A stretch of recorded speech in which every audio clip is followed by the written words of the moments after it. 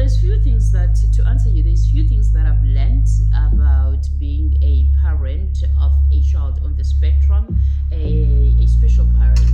One of those is that you need to be somebody that is attention to detail, and you need to be able to bring yourself towards yourself, ground, and remember that you are able and capable, and remember that you have dominion over all things.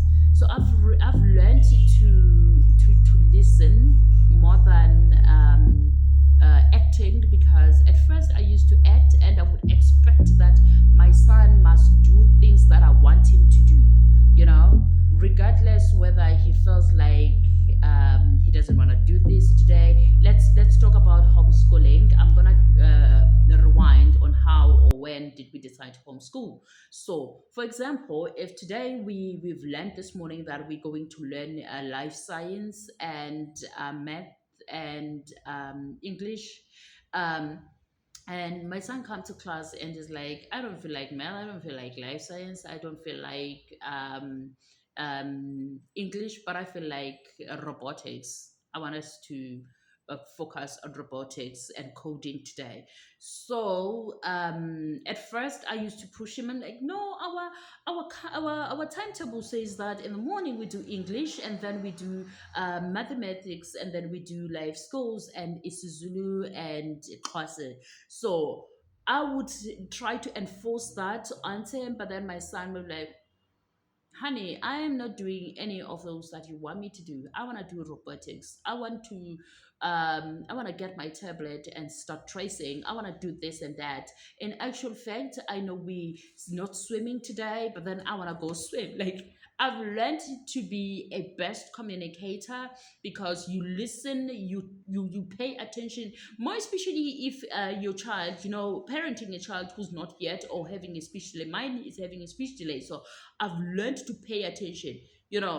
When I'm in my office and he's still asleep, I crunch, crunch, crunch. But then by the time he opens his room, I stop everything, grade him, and pay attention to what is he going to do next. So I've learned to bring myself towards myself and also accommodate him in everything or every need. So rewind. When we find out, to answer your question about when and how I felt when we found out that my son is autistic. So when we went for the assessment, when and the doctor did the whole assessment that took long, appreciate her and truly truly respect her, because she's the one who approached me. I was in a victim camp. I was of being left by a partner of, or maybe of a relationship that ended when right when I was pregnant. So I was camping there for a very long time, up until I decided to work on my chamber and say that now you're gonna be a parent woman. You need to snap out of it. Relationships end. You need to snap out of it and prepare yourself to be the best parent for your child.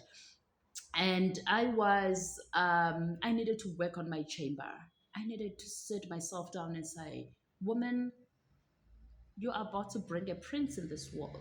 So it's time. It's time that you work on your chamber. It's time that you work on how you do things, because, honey, parenting needs you to be present. Now, you're not just a mom, you're a mom and a dad. You need to be fully present. So, I had already have that strong foundation when the doctor told us that we are autistic, and I said, okay. I already suspected this because speech took time.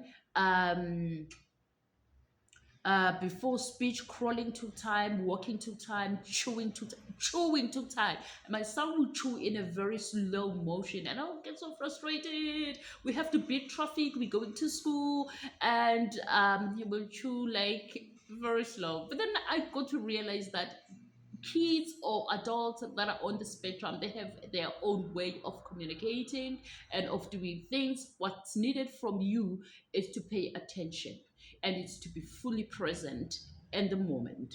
You don't talk to them in passing and think that all is well and done.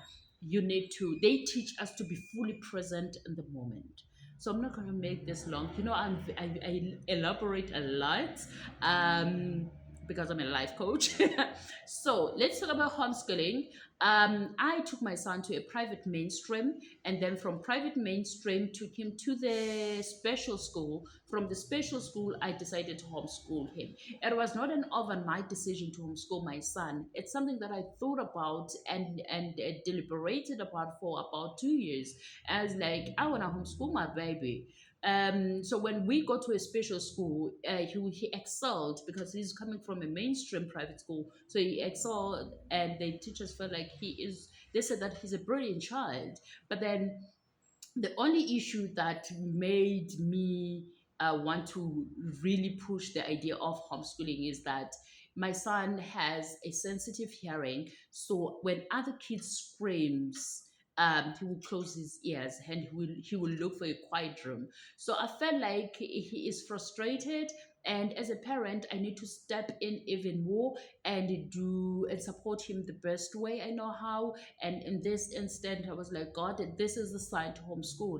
I'm going to homeschool my son. And for me, it was easy to navigate because I had already started the whole library for him at home, where every birthday from 1 year old, I started off buying educational material for him because he showed interest that ever since from being a baby, he showed interest that he likes to read. Like he'll pick a book. Back then we would pick books and turn the words upside down. But for my kid, he wouldn't even do that. He would get so frustrated if the words are upside down. Then I said, okay, he loves to read, so I'm gonna make sure that I build a library for him. So in conclusion, there is many things that we are learning or that I'm learning from my son who's autistic and other kids that are on the spectrum and adults as well. There's many, many, many things. I cannot unpack those in one interview. But then all I can say is that you just have to be present minded and be supportive. And remember also that you would have moments whereby you need someone to um, give or lend you an ear to listen and a shoulder to lean on. Other than that, there's many other things. So we will unpack those when we talk again.